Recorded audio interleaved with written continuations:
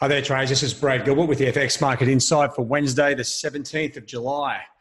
All right, now as we sort of start the next 24 hours, it's just the start of the Asian session here. Now, there's a few weird things going on, and this has been happening for some time. It's very frustrating, right? So what we've had is we've had the US retail sales figures come out, right? They were quite strong. At the same time, we've had Fed Chairman Powell's testimony and basically saying, yeah, there's a need for a rate cut. So what we've got is a situation where there's conflicting US view on the dollar, basically. So the central bank have reaffirmed their position that, a rate cut is needed, even though employment numbers were better, inflation was better, retail sales was better. I think they've been backed into a corner and they need to deliver that rate cut, and that'll probably be it. So right at the moment, so that sort of mixed confusion with the economic data and the central bank is really diffusing the dollar. So what we have is, you've got that sort of underlying bearish, dovish sentiment from the central bank, but the rest of the picture is very blurry, okay, in the sense that the dollar itself. So if you're looking at the dollar index, it's still trading within the recent ranges until it breaks sort of 97, sort of 45. You wouldn't really say it's going up, right? It's just going up and down in recent ranges. So what we need is a bit more clarity there. And that's where we have to sort of wait for the penny to drop. Now, what's going on in the market at the moment? Well, pretty much the same as yesterday. Market conditions, normal liquidity, US dollar uncertainty. That's the key theme. What that means is, one of our traders, Samuel, actually sort of highlighted this. It's something I used to always say. It's just a wait and see situation, right? You've got to wait and see how this plays out. Now, it can be frustrating because there's no sort of specific time frame for that. That's where we have to wait for the numbers. And this is where those painful geopolitical situations come into play and sort of have many traders holding off.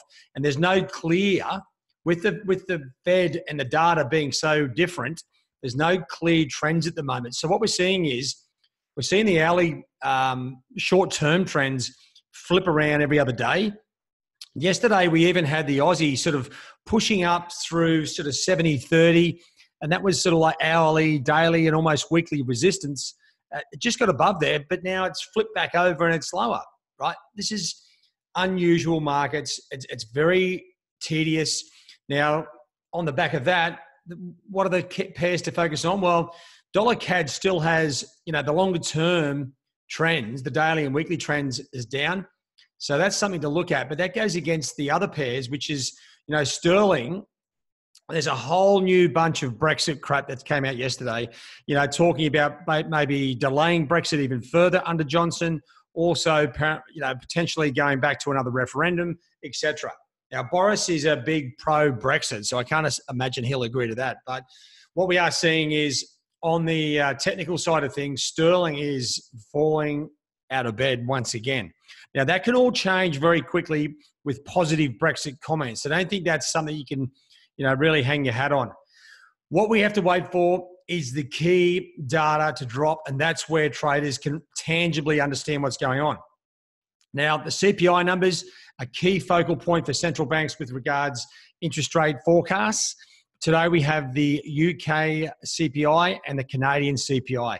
Now, both of these opportunities come on the back of pairs which do have some sort of substance with regards direction as far as the technicals go. So, you know what, there may be some opportunities here.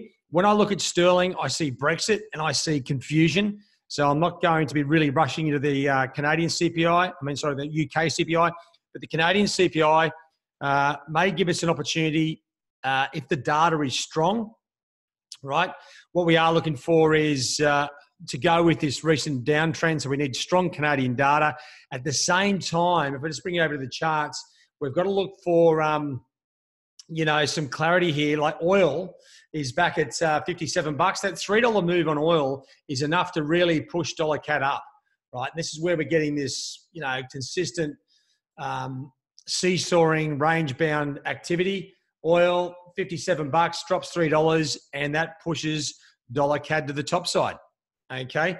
Now, with that, and actually the Canadian CPI being the major release, start to think outside the box, right? So you're thinking, okay, the CAD's got decent, direction here. So start to go through all of your CAD pairs, because if you come back to the dollar is just drifting sideways. So if the CAD has got downward direction, it's coming from the CAD itself. So what you can start to do is start to focus very clearly on the Canadian pairs, which do have some sort of direction. Start to chart these opportunities. Now, to me, CAD yen is in big play, obviously with oil moving around. So make sure you have a look at that. But there are some other opportunities here.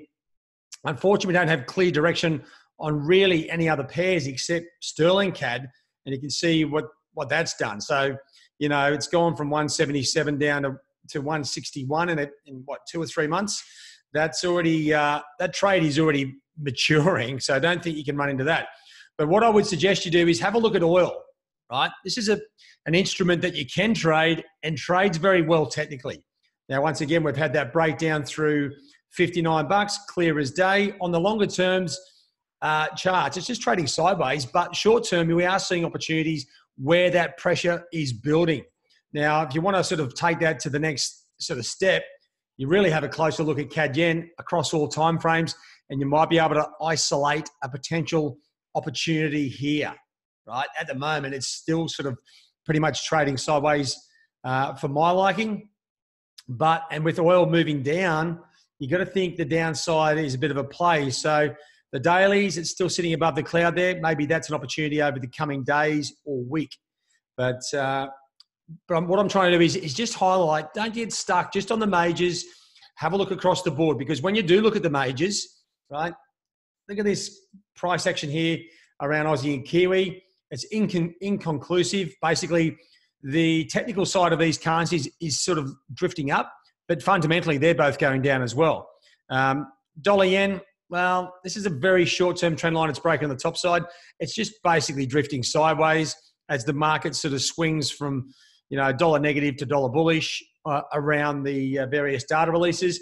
And we are starting to see, once again, euro popping its head up. Like, this thing should be lower, but whilst the US dollar's on the back foot, it's not exactly going to go anywhere. So, you know what? Pressuring 112, maybe euro does come into play, but we don't really have any big chunky data to give it a big boost.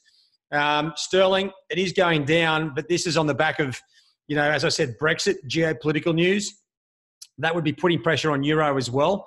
We had the UK employment figures yesterday. To me, overall, they were strong.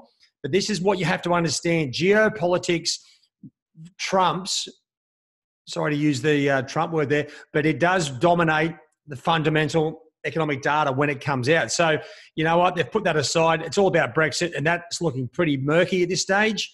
And as you come into those Canadian CPI numbers, check out the price action here over the past, month or so. This is by no means an easy trending market. It's trading a big range and it's pretty loose. You know what? And the way it's going at the moment is against the overall daily and weekly trends, which are down. But what we are seeing at the moment is an opportunity potentially for a move back to the top side. So really weak Canadian CPI numbers will really give the CAD a real shakedown. If you have a look here on the longer term perspective on the charts, okay, here's the break higher on the hourlies. This could be the start of a move higher on dollar CAD. So weaker CPI, this thing shoots to the top side. It goes with that slightly stronger dollar presence at the moment.